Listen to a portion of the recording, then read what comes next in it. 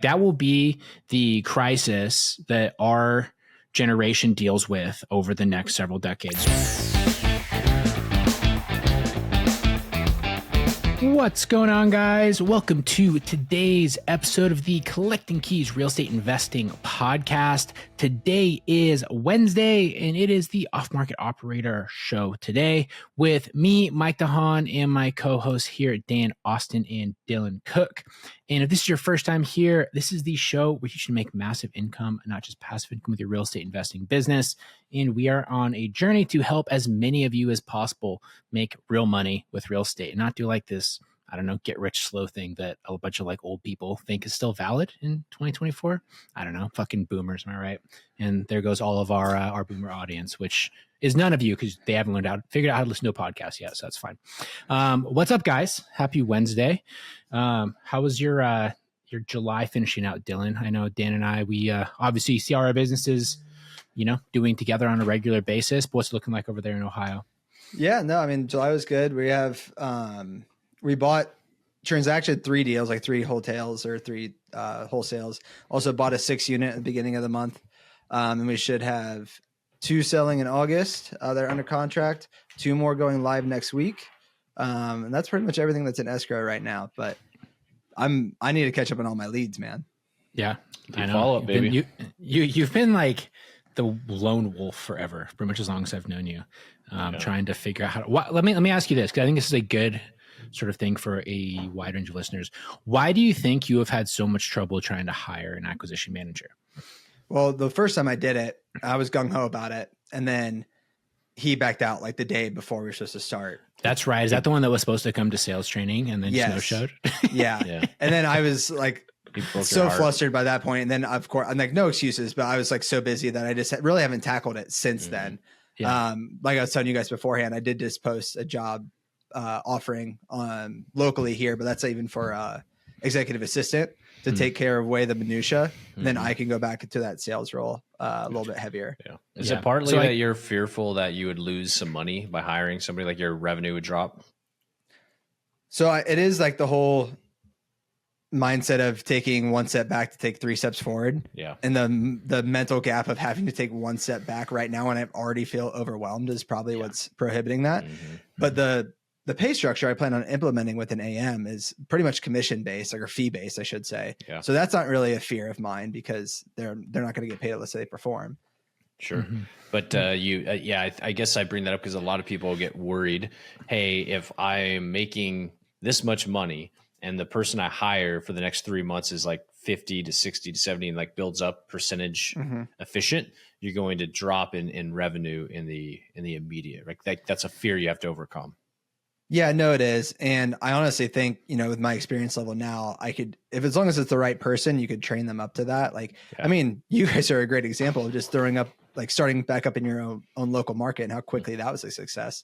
Yeah. Right. So if I could just get someone to do a similar thing here, even if they're, what's the quote, like 80% as good as you should delegate it. Right. So.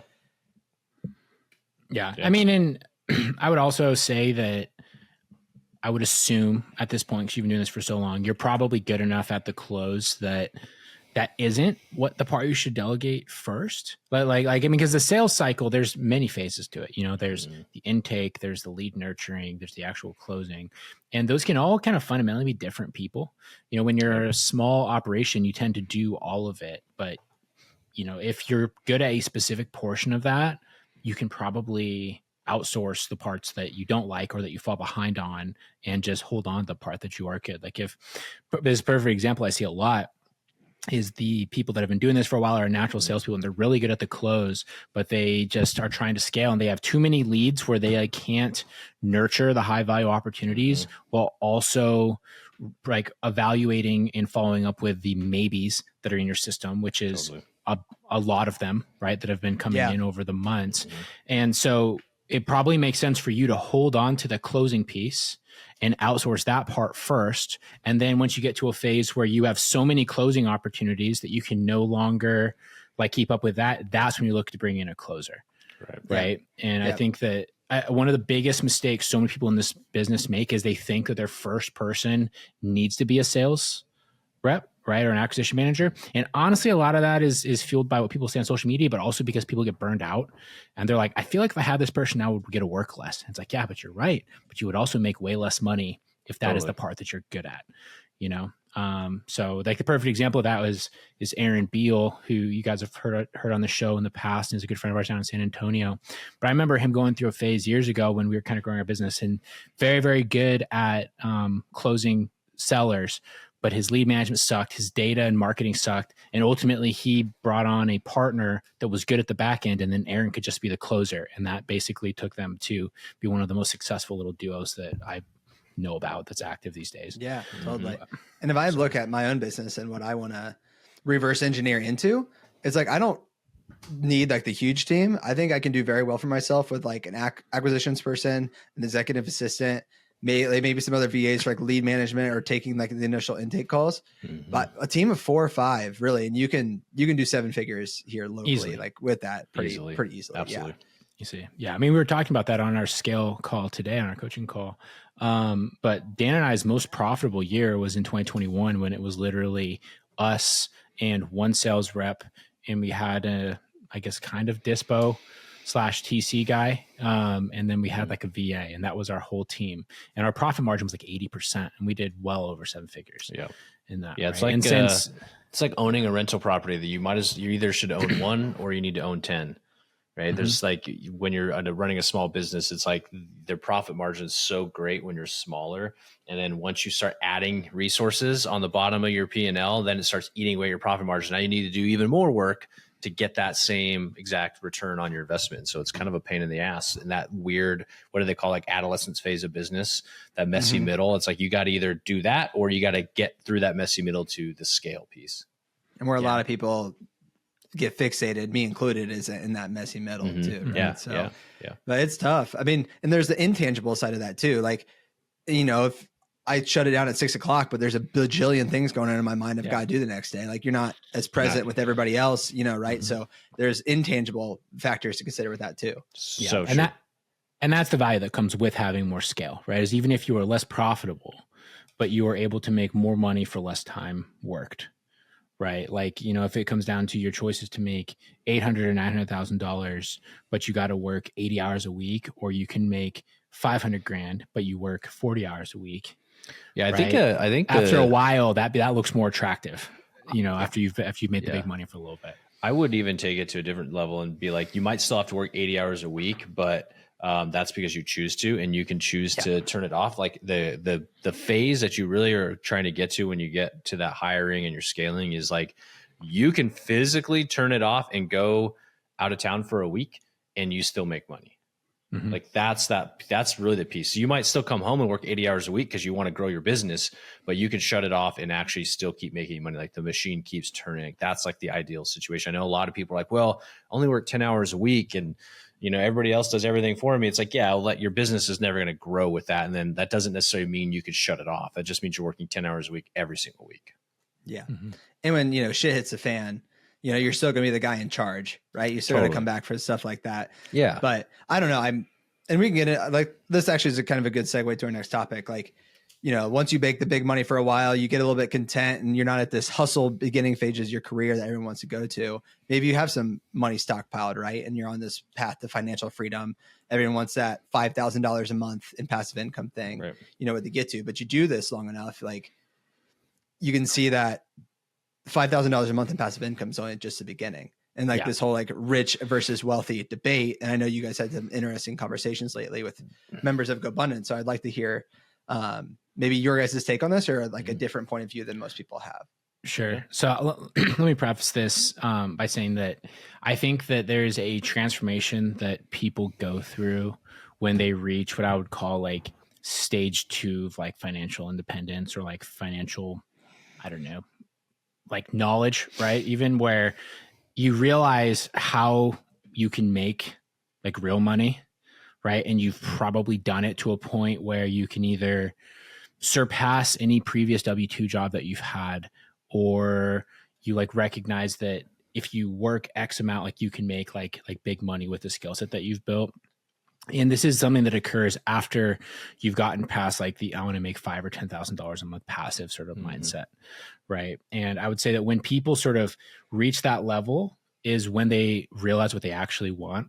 And there's a huge number of people that go like, you know what, I do just want to have my passive income or make my $300,000 a year and just like hang out, right? And like, do my lifestyle like that. Like we had Dalen on the he's coming out on the Monday show here in a few weeks, and he literally said that that's like his goal is to be able to do that.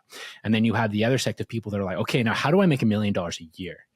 Right. And do that consistently and have it not be tied to like the economy. And how do I make several $1 million a year and have it be something where I can like travel and like do my own lifestyle, right? And do that. And then there's a whole other group of people that say like, I want to have X amount of portfolio. I want to have this kind of net worth. I want to have, like this sort of, I would say, exit at my retirement. And those all, I would say, like, are different identities that people sort of develop and start to drive them when they, I don't know, are kind of like enlightened to the financial potential that exists when you learn to create a business. And so anyway, when this came around a couple of GoBundance conversations, because the traditional thing with real estate investors, I feel like is always driven by wealth, right? On like long-term wealth and owning assets and all these sort of things. And a lot of people still have that, and they want to like hold these assets and like have this long-term wealth potential. And for me personally, my view has changed over the last year, where honestly, I don't really give a shit about that. And because like my view is that like having a bunch of paper wealth does not allow you to like live a sick lifestyle where you can kind of do whatever you want. And I would say that my view on this has changed a lot, because as so many people that I know that have a high net worth, they own a lot of assets. They have seen increases in their expenses owning these assets. Their rents are not going up with the rate of inflation or the rate of their tax increases, their insurance increases, everything else. And all of a sudden I see these people that are worth like 5, 10, $20 million. They're like having to live kind of like lean lifestyles again. And I'm like, it's because you haven't learned how to make any fucking money, dude. Like you bought a bunch of properties in Denver that quadrupled in value in the last 10 years. Good for you. But you don't know how to make money. So who cares? Yeah. Right. And then they're too afraid to spend equity. You can't spend equity. Yeah. Yeah. And they're too afraid to sell their stuff because they are indoctrinated into this view of like, I need to have this long-term wealth. I don't want to pay taxes. And I'm like, just sell them and pay the taxes. Just sell half of them, and you'll have $7 million post-tax. Right? Like, what are you worried about? But like people are fight me tooth and nail on that all the time.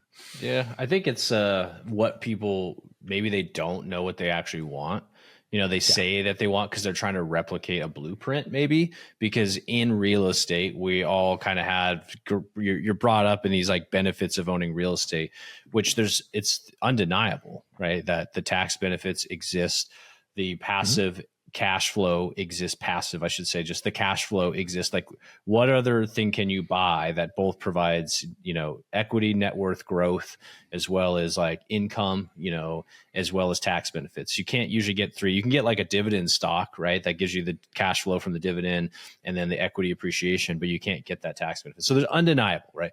But the problem is with anything, you can skew it way too far one way or the other, because you don't need the tax benefit if you're not making any freaking money, right? Like who gives a shit about that? I call your paper losses, right? And so the way I think about this conversation is it doesn't matter. Like I think you prefaced it well, Mike. It actually doesn't matter how much. Like there's no number. And I think the term wealth and rich is just there's semantics, right? What they mean to, because they mean totally different things to different people. The way I've to distill it down is that rich is having the things you want. Wealth is having the peace of mind you want. So that number can be totally different for anybody. So rich, you could have a ton of cash. You could have a ton of cash flow. You could have boats, cars, houses, whatever the fuck that means to you. But you are still having to work and execute in a way that if you stop, that stuff goes away. Where wealth is a peace of mind. And that peace of mind could be that you make $100,000 a year, you make $0,000 a year, you make $1 million. That doesn't matter. It's just you have peace of mind that no matter what happens, you are living the life that you want to live. It's your life. It's not a number. It's not passive income versus I don't have to work anymore. It's just you have peace of mind. There's people out there that are actively working and loving life. They have a peace of mind because they know where they're headed is exactly on the path they want to be on. Totally. So there's a plumber out there that's more wealthy than maybe I am right now, just because they are content with all of their direction and their current balance sheet and their income. Right. And they're wealthy in all sorts of ways. If you want to measure it as like, well, 10 million is wealth. It's like, but you don't need 10 million. And some people want 100,000 and they're fucking stoked about that. Totally. I mean, you go to any third world country, right? That's what you'll see. Sure. That's always like the eye-opening thing when, you know, white people go to like Africa or some place, like everyone here is so happy and they don't have anything. It's like, yeah, because that is like quote unquote a wealthy life. Right. But I'm talking about financial wealth. We all understand like the key to happiness. That's like the campy, like, I don't know. Yeah, but you can't, I don't, life coach kind of answer. I don't think you can define it as like, oh, do you think there's a dollar amount? For what? For wealth? In general? Yeah, I mean, it's all relative. I guess the way I hear what you're saying is that wealth means that you have equity in properties. To me, it doesn't mean anything because you could have equity in a business that you can't tap either. That's not wealth. Sure. Right. Because you don't have peace of mind. You're like, if I stop working today, my business is, you know, worth nothing. And so like if you're trying to sell your business actively, like maybe like you need to get that 5x, 7x, 9x right now. You're like, oh, I've realized the wealth.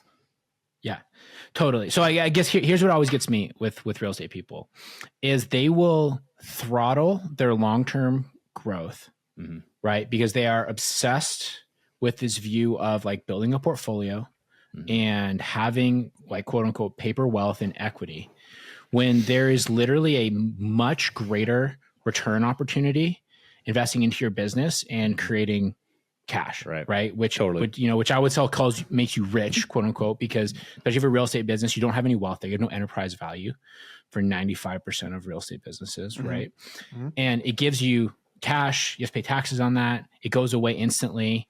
But I would say like if you can have $100,000, and so that we use our Spokane relaunch as an example, our current return on ad spend is 5.6x. What does it take to get 5.6x in 4 months on a real estate deal? Right. Especially on one that you're going to hold. It's not possible. Right. Unless it's like something where you're buying it at such an extreme discount or have this huge value add.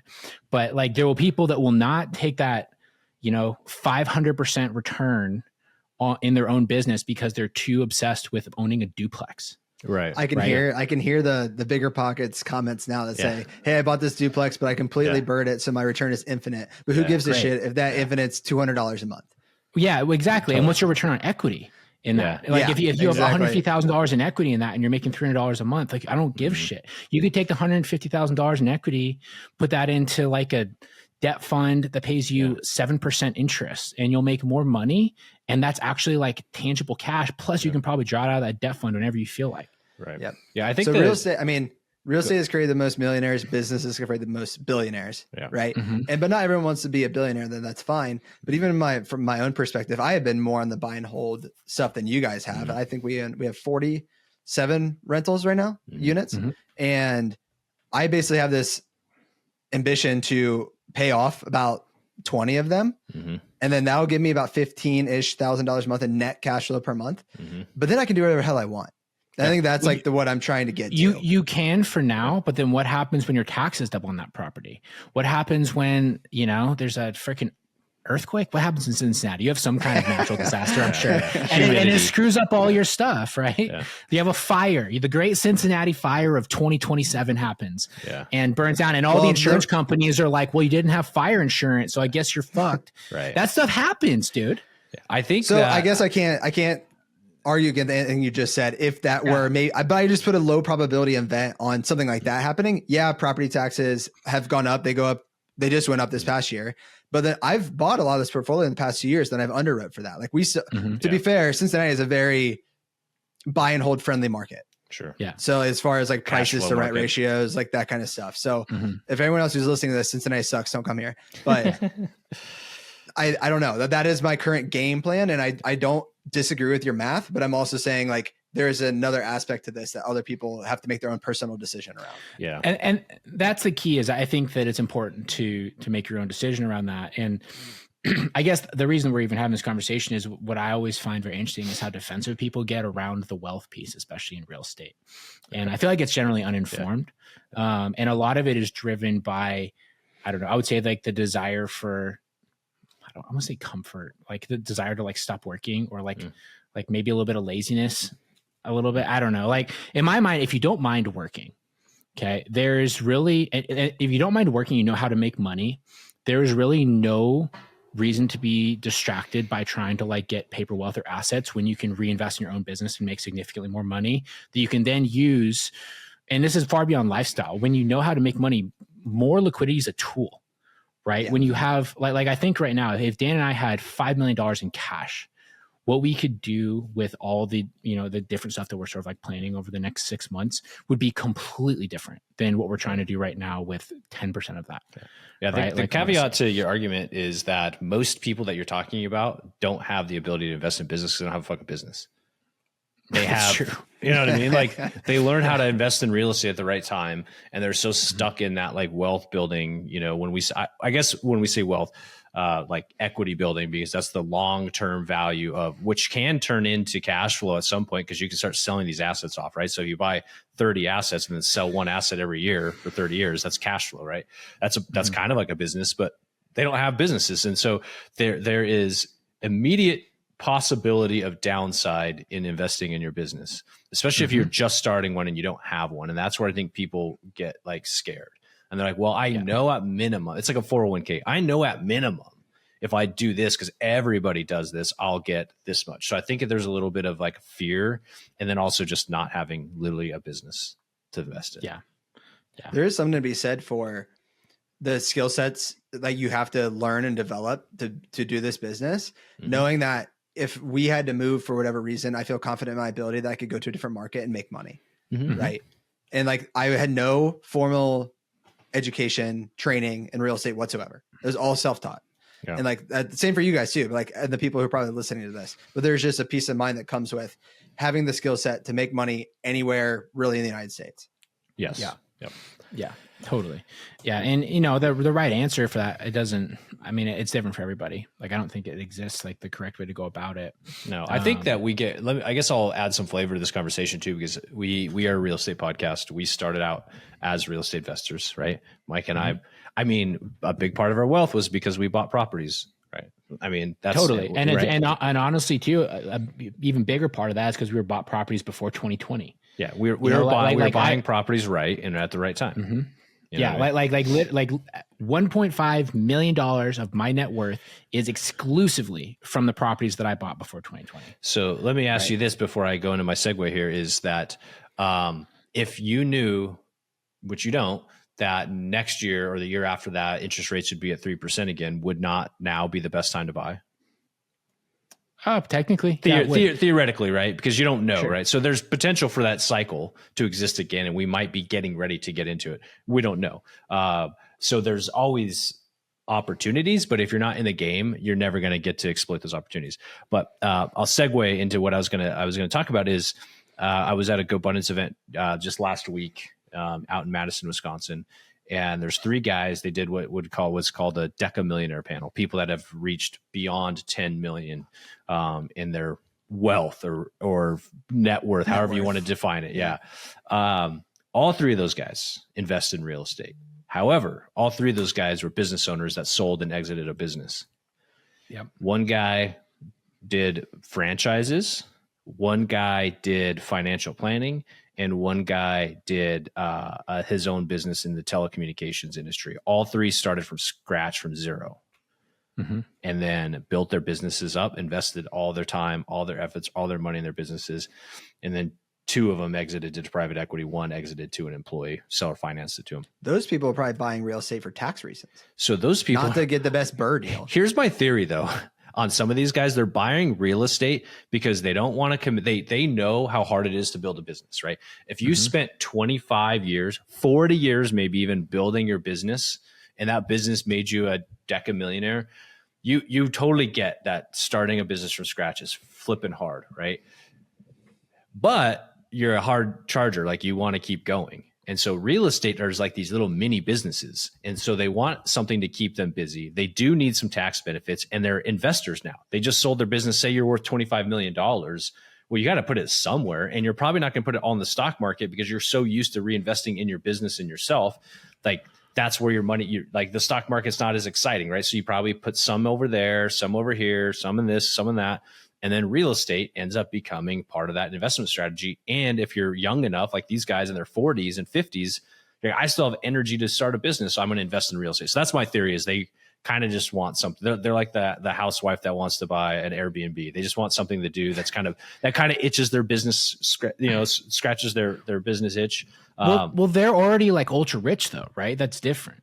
Like what I'm talking about primarily is the people that are worth like less than $5 million that are clutching onto every single family home or duplex, or they are overextending their business to hold on to a property because it has quote unquote long-term potential. And I guess So, Mike, I'm agreeing with you and given a different reasoning for other people that have chosen to invest in their businesses and now are investing in real estate. Sure. Yeah. Mike, do you have plans then? So basically you're just saying ROE, return on equity, is less than ROI if you put that into math equation for like some of your rental properties. Do you have plans to sell your personal rentals? Yeah. Like honestly, I'll probably will sell all of my stuff in the next 12 months.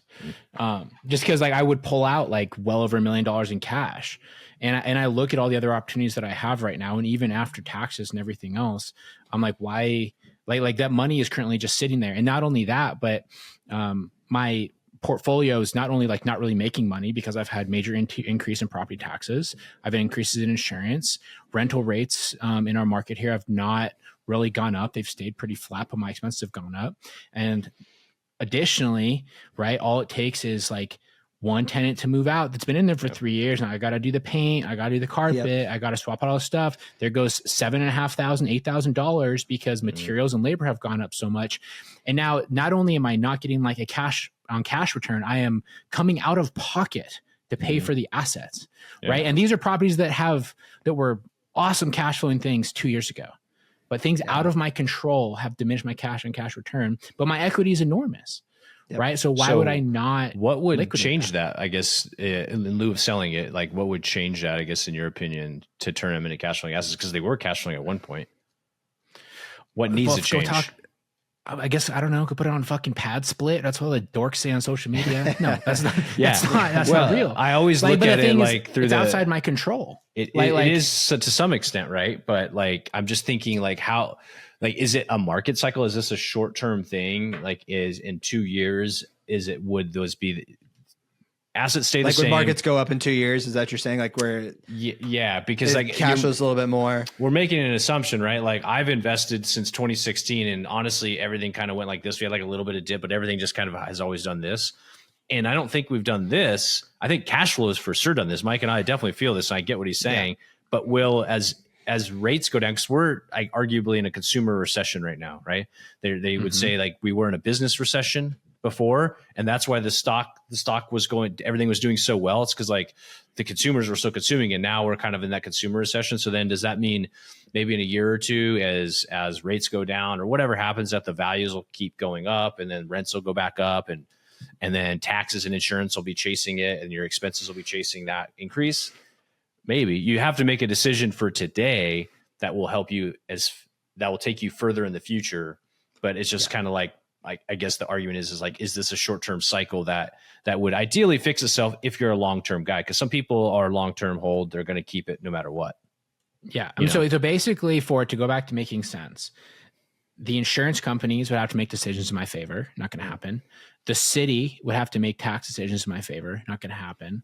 And the income potential of the renter population would have to go up.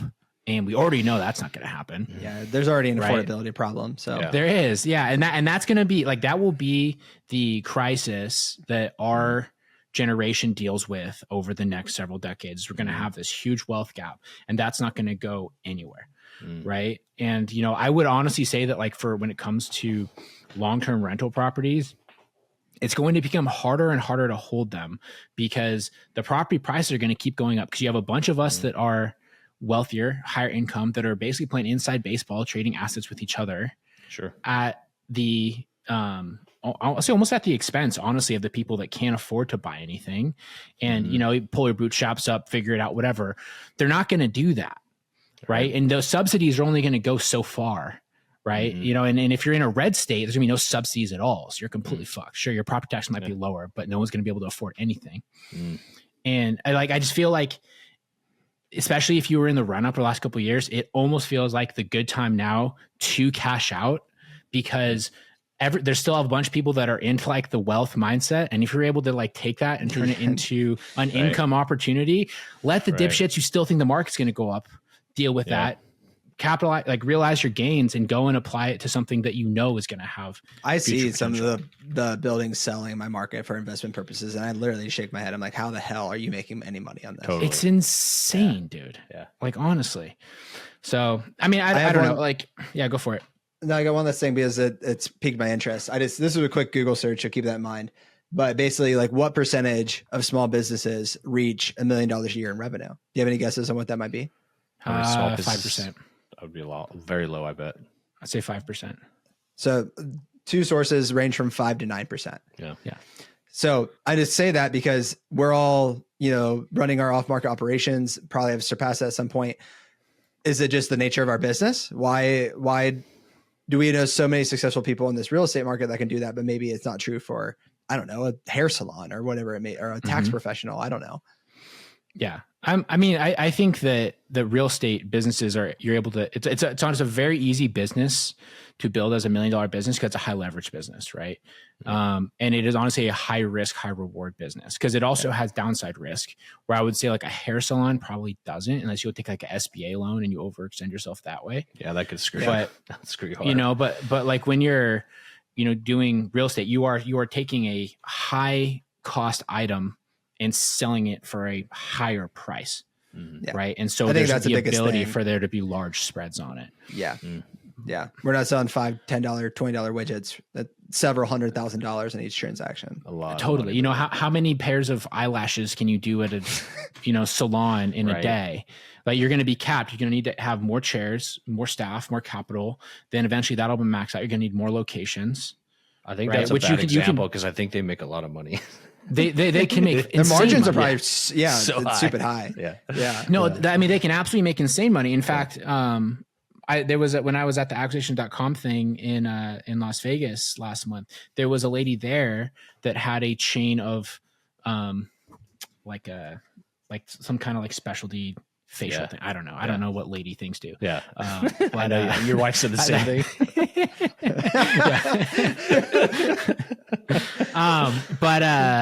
But she made like $8 million a year, like a top line. And crazy. But she had like 11 locations whenever her place was. And she had a huge staff and huge infrastructure around it.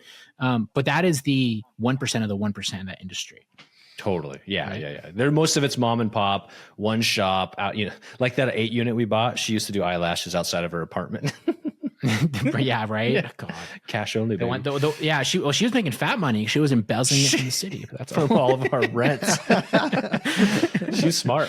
But yeah, your point is right. For a lot of these small business owners, they never can grow outside of their single location or their single staff because then they don't have an investment strategy either outside of their business. And so as they're growing, they hit tough times, they're trying to milk off money to pay themselves. And then they live off of that. And then they're like, well, I can't reinvest in my business. And I think to round this conversation out, Mike and I we learned this the hard way, but we've always been preaching this in the scale community is like, don't sink your business by buying rental properties because that's siphoning off money that you could be getting a 5 or 6x return on through your marketing. So when you have excess that you don't even need to pay yourself, go ahead and invest that in real estate. When you're getting that screaming deal on a 6 unit, a 8 unit, a 10 unit, a duplex or whatever, go and take that down after you have put a surplus in your business, after you've learned how to invest in your business. And you'll only get those opportunities though because you invested in marketing in the first place. Exactly. You're never going to find that on MLS. 100%. Exactly. Yeah. And save like the really long-term buy and hold stuff for when you get to a point where you have enough coming in that you can kind of look around and you can go, I don't really know what else I want to do with this money. Yeah. Right. And then at that point, you're going to decide if you want fuck you money or you want to go and just invest in some long-term stuff.